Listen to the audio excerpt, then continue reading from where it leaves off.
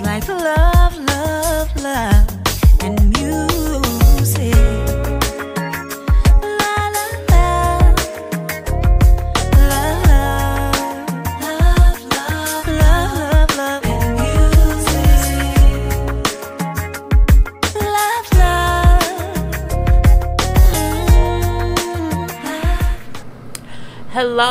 Hello everyone, thank you for tuning in. I am Jolie. This is Jolie's Corner. This is my review of Insecure.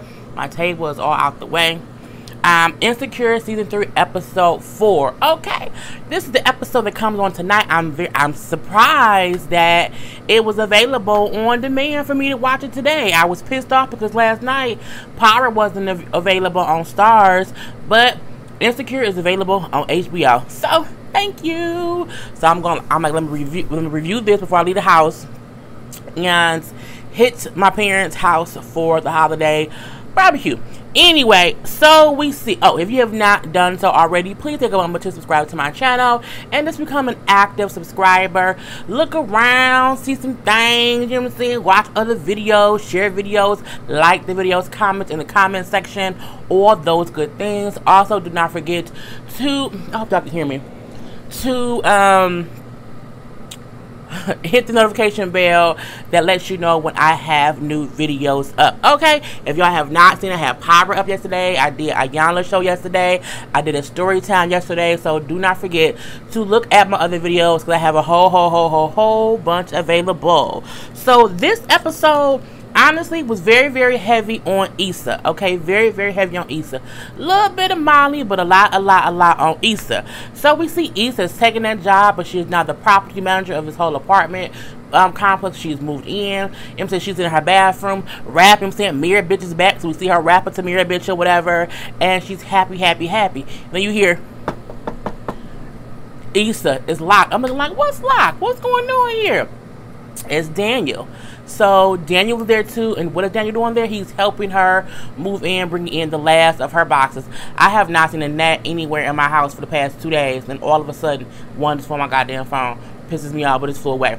Anyway, Daniel is there helping Issa move in, bringing in the last of her boxes, and it's real, you know what I'm saying, last moment-ish, you know what I'm saying, secret lovers-ish, a whole little scene of we separated but not really, like what's going on here, whatnot.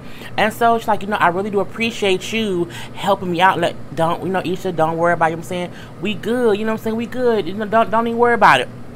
So he gives her a hug, a little embrace, and he then leaves. Okay, and then as he's leaving, he's walking away, whatever. Molly is coming up. So Molly is coming as Daniel is going. And so you gone? Yeah, I'm done. All right. Bye, Daniel. It reminded me of the whole Players Club scene. Bye, Lance.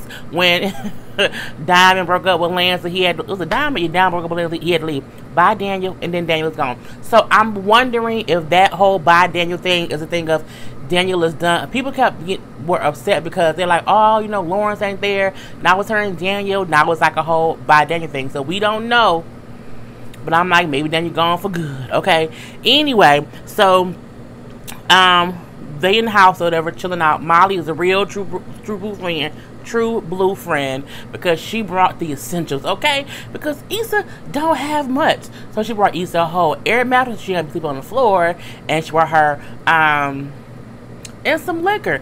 That's what you need. A real friend brings you somewhere to sleep and something to get drunk with. That's what real friends do. When I move, I want all my friends to bring me a bottle of Ciroc. Okay? A whole bottle of Ciroc. Because what is Ciroc?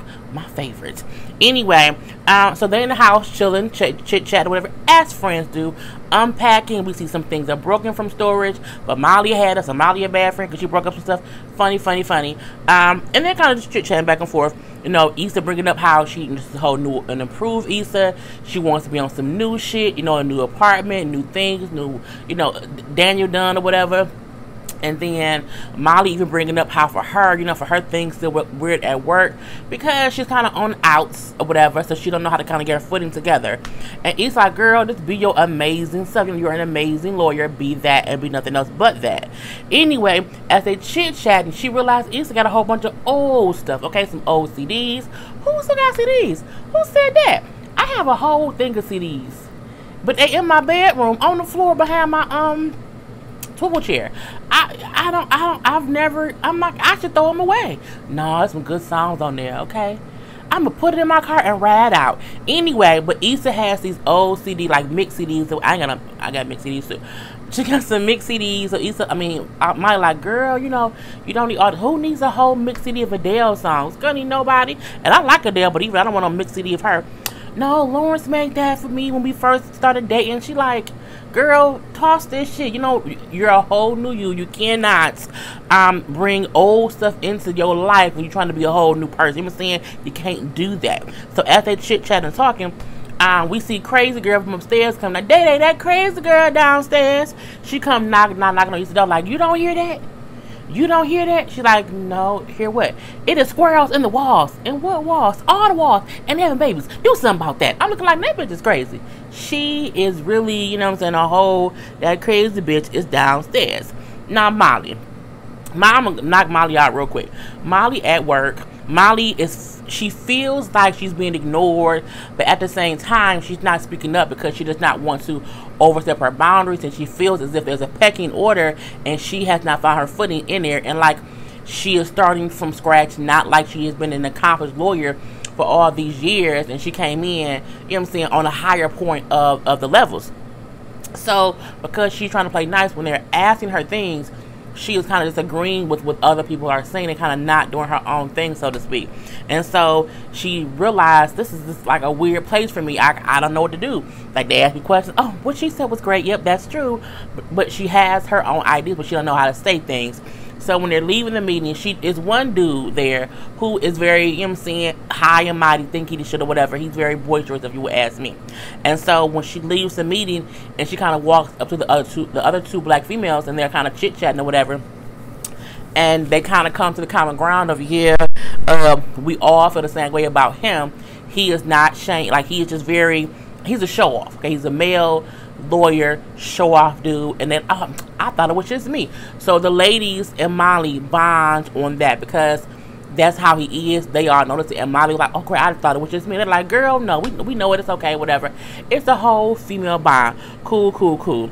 But Mommy gets to her therapist's office, and she's like, I'm just so frustrated.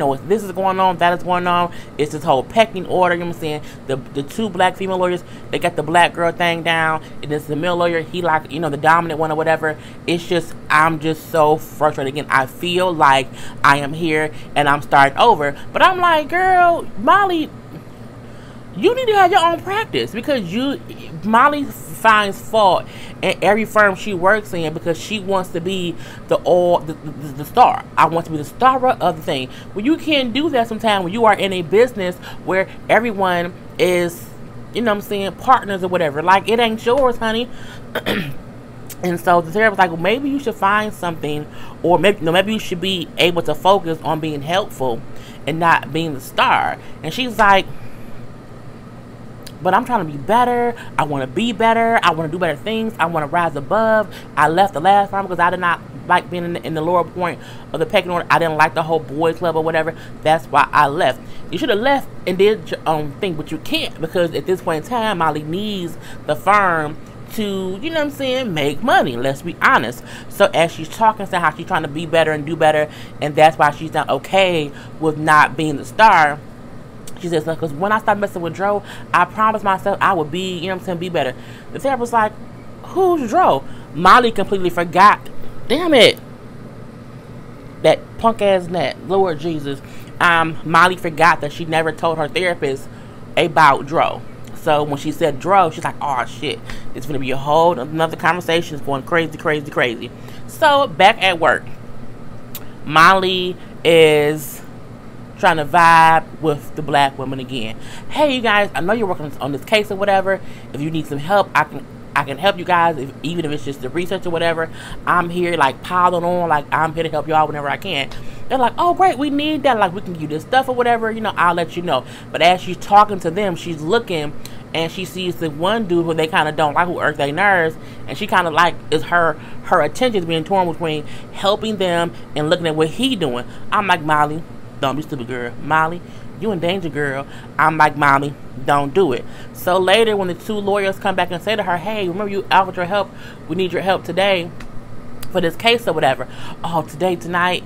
Yeah, I can't do it. And they're like, oh, well, how about like this weekend? And then the dude who all irked their nerve come out of his office. Hey, Molly, you ready to work on this case? Yeah, I'll be there in 1 second. So the two ladies realized she played us to work with him when she don't even like him. Okay, and you add, so it felt like Molly was playing both sides, and then kind of dissed them to work with him because he is higher up on the hierarchy of getting things done, and she wants to be higher up on the hierarchy. But again, you just made two enemies. If you ask me, girl, Molly, you stupid.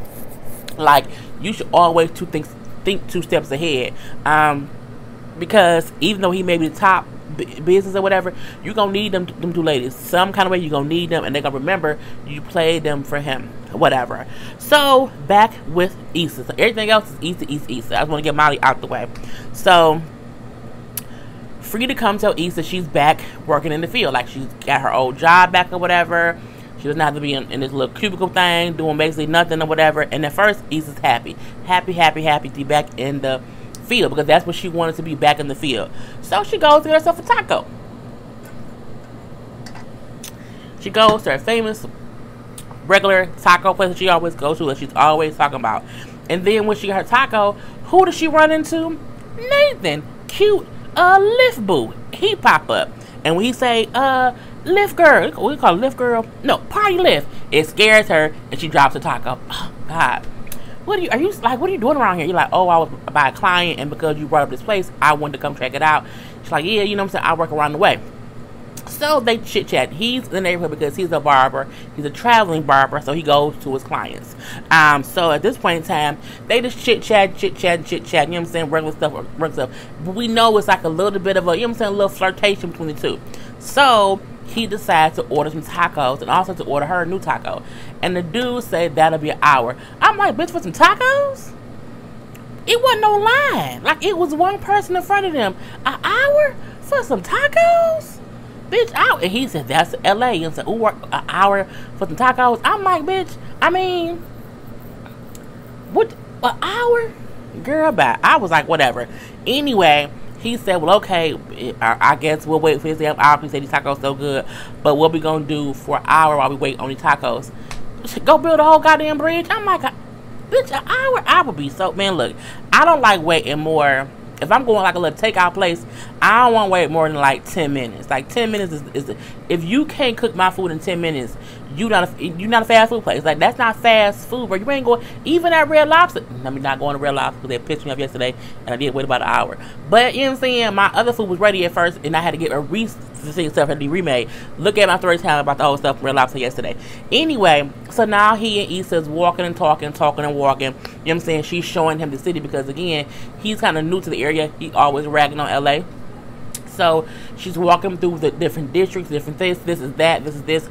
All these things that she's showing him. It was real cute because she's, of course, enlightening him on the different cultures of it, the different black locations and things, and how he can go barber here, barber there, barber every goddamn where. And he like, well, no, you know what I'm saying, I don't want to be stuck behind a chair.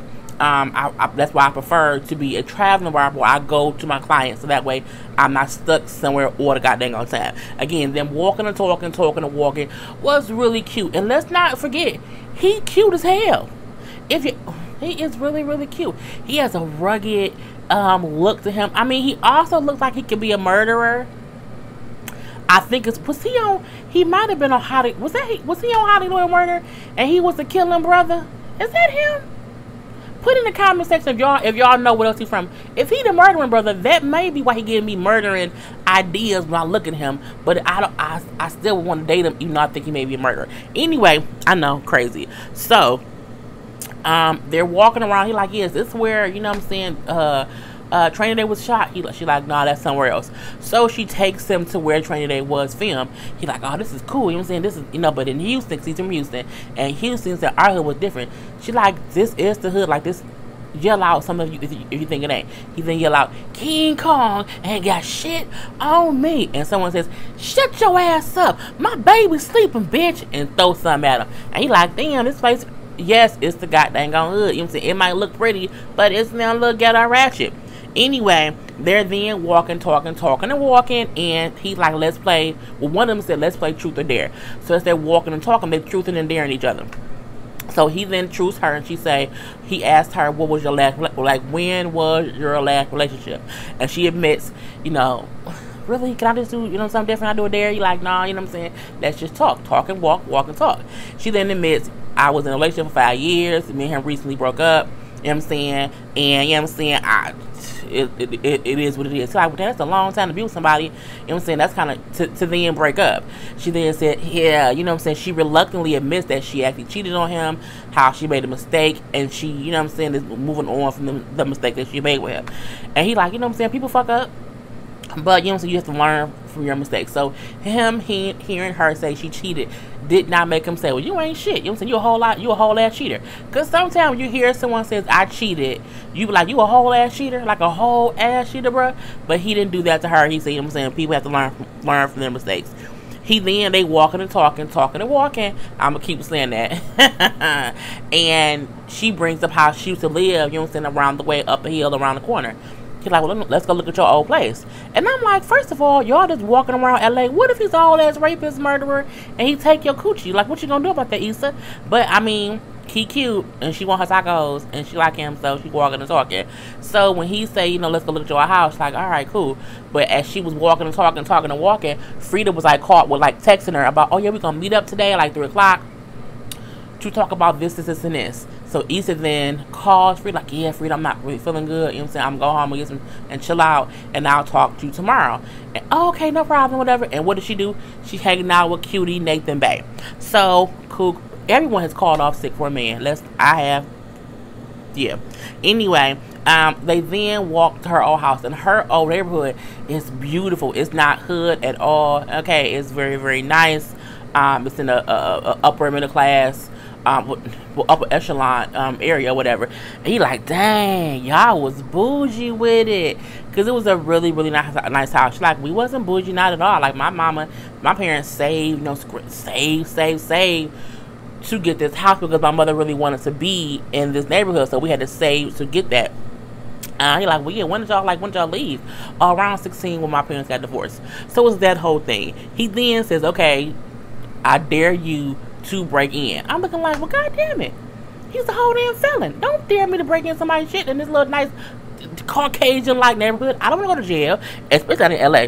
So him and her breaks into the house. They like walked into a fence or whatever, because nobody locked their fences in that area anyway. So they go in through the back, and she's like, because we had a pool, but we moved out right after we got a pool. We couldn't even have time to enjoy the pool.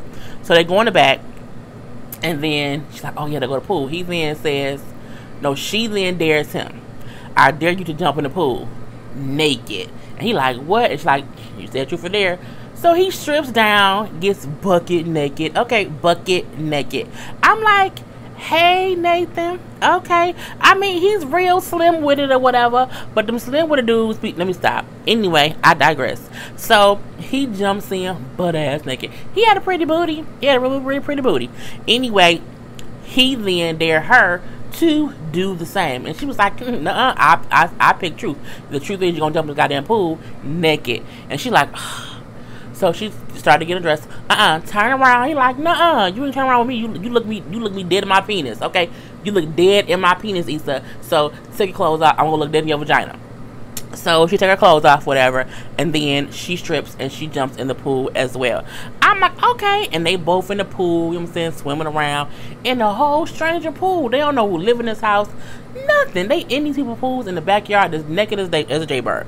So in the pool, they talking or whatever, talking and swimming. At this point, they both doggy paddling, okay, and treading water, okay. They doing all that. So again, it's the whole truth situation. So then she is honest about, I used to be here and I used that rock over there as my stage. She's like, oh, well, what were you doing? I rapped. I had a whole rap journal or whatever. I'd be in my home in my mirror rapping too. So she's being honest with him. It's a very beautiful thing. So my lipstick is being weird. And they're talking. She brings up my whole rap journals I used to have. Well, actually, I still have them. He like, oh, you know what I'm saying? That's cute or whatever. He like, do you ever rap about us? And she was like, first of all, I don't know you like that to rap about you, but you know what I'm saying? No, I don't do that. He then busts a little rap about them in the pool, naked or whatever. It was real funny, real cute. I'm like, okay, Nathan, it's real cute or whatever. So it's cute that she's being honest about her personal thing of, you know what I'm saying, being at the house rapping or whatever. She then sees the scar on her shoulder and says, hey, where'd that come from? He's like, oh, that's all I've been had that. She's like, no, you know what I'm saying, we're doing truth or dare, like, we talking or whatever. So she then asks him about his last relationship. He brings up, like, I haven't really been in relationships like you have, like the girls in Houston. I don't date long because none of them ever wanted to leave Houston, so I just never kind of dated anyone for a long time. So he then says, my place flooded during the floods in Houston, and I left. I left and I came here. I said, fuck it, ain't nothing keeping me in Houston, so let me just go. You just picked up and left? And he like, yeah, like nothing was holding me to Houston, so I can't. Like, sometimes you have to just shake shit up and leave. You know what I'm saying? So I said, fuck it, and I was here. I couldn't do that. I don't think I can ever do that. He like, you know what I'm saying? We should try sometime. She then admits and said, I probably should do that with my job. He like, you don't like your job? And she says, well, it ain't that I don't like it. You know what I'm saying? I just want to do more. I want to like do more like the music with it too. Like I need to do something different. And he like, you know what I'm saying? Make it happen. Like, do it. Like, shake that shit up, Issa. I'm like, okay, cool. You then hear, baby, call the police. Why? Because it's the owners is back home and see two naked black people in their pool. And white people don't want to see two naked black people in their pool that ain't supposed to be there. Okay? This don't work that way. So then Issa and Nathan is getting out the pool naked. Okay, naked. It was funny because they was naked and they had to run to the car. Okay, so they get in the car, they laughing about it or whatever, and they had a good time. He like, so what's next? I'm like, right, Issa, what's next? So they go back and they get their tacos, and when they get their tacos, he like, man, they cold because they've been gone for more than an hour, if you ask me. So she says, well, my apartment has a microwave. My apartment's like right around the corner or whatever. And she take this strange man who she went all day, who she did not see naked, to her apartment. Okay, and they heat up their tacos and they eat tacos. He like, okay, they're alright, they good or whatnot. And they laughing and vibing, you know what I'm saying? Tiffany texts her like, yeah, we booked the house for Coachella, like we're gonna go on to Coachella. So then she's like, yeah, me and my friends going to Coachella. So they again laughing and talking and vibing, all those things. And then as they laughing and vibing, he kind of lean in and they start kissing. And I'm like, oh, okay, Issa, get your groove back. Get your groove back. And it's really, really cute, okay? Because it wasn't like a messy, drunken, let's do it kind of kiss. It was a, I feel your vibe, and I just want to kiss your lips. Like, and I don't want to kiss your lips and like be all over you, but I want to just feel your vibe. It was a really cute vibe and type kissing situation. Real sensual, okay? Adult things, okay? Not the little teenager boppy bop, let's start kissing so we can do it. Just like, let me feel your aura. Kiss. And I'm like, okay, Issa, go ahead. As they're kissing or whatever, you hear knock, knock, knock on the door. I'm like, who knocking on the goddamn door? No one knows she lived there, but I know it ain't Molly. So it's Trina's son, the lady who came about the squirrels earlier. She done sent her son to Issa door. My mama said to come here because we locked out, and she said that you changed the locks. And she was like, no, I didn't. Yes, you did. See, I told you that's what she said. I'm like, Lord Jesus. He's like, you know, whatever, I'll be in a minute. So then Nathan said, I'm going to go ahead and leave so you can handle that or whatever, but we should do this again. And he again kisses her aura. He kissed her aura. He kissed her aura, and she kissed his too. And so they kiss or whatever, they open the door. Little boy's still there. My mama told me to wait. I'm looking like, get your ass. Look, Tiffany, what's her name? Tiffany, Trina? The bitch upstairs. That's going to be Day, that crazy bitch down there. That's what she is. Gonna send her son. Anyway, so he leaves or whatnot. The next day, we see Issa leaving to go to work with the whole box of stuff that she was thinking about keeping, the old stuff that she brought into her new life. She has the whole box and she throws it in the trash, okay? Because sometimes the easiest way to get rid of the bullshit is just to throw it in the trash and say, fuck it, don't think about it no more. So then she goes to work. She's at work and she's sitting at her desk and she's looking around and she sees it's no tea, no shade. It's a whole bunch of white folk. Okay, it's a whole bunch of white folk. Ain't not nan other black person of color up in there. And she realized it's, you know what I'm saying, it's a whole mayonnaise sandwich, okay? It's a whole just mayonnaise situation. And she just like, I don't know what I want to do. Frida then come up like, oh, hey, we got a job for you, like so-and-so from school called. They waiting for you to get there, whatever. You know, that's going to be you. And Issa like, I can't do this. You know, I have to do more. I need to do more. She's like, what are you saying, Issa? She was like, I quit. And she gets up, walks out, and you see Issa walking out of We Got Y'all. I'm like, okay, Issa, girl, look. But, I mean, she quit. I'm going to need her. I mean, I guess she stepped out on faith. But, I mean, Issa was already in money trouble. It's like, do you have enough money to quit your job, girl? But, I mean, girl, step out on faith. Anyway, and that's what she did. So, that was the whole episode. It was a good episode to me. I like how they're integrating Nathan into the thing. I like how Daniel kind of walked out. I like how the next episode they're going to add in Kelly and Tiffany will be back. So, you know, the last episode to me was not all that. It was, I mean, not that it was bad, but I was like, I guess I was expecting more a little bit. But, you know, this episode to me was really, really great. The little things of her and him walking and talking, which is just vibe, and just two people vibing, chilling or whatever. It was really great to me. So, if you watch this whole thing, okay, if you watch the whole thing, put in the comment section, Labor Day, bitches, or tropical outfits, or day drinking all week. Okay. Anyway, I am about to leave and go spend time with my family. A little bit tackling, come home and do all the reviews of stuff that come out today. I am off tomorrow, so y'all will be getting reviews all today, well, all tonight, and I'll put them tomorrow. So, I am Jay Lee. This is Jay Lee's Corner. Peace.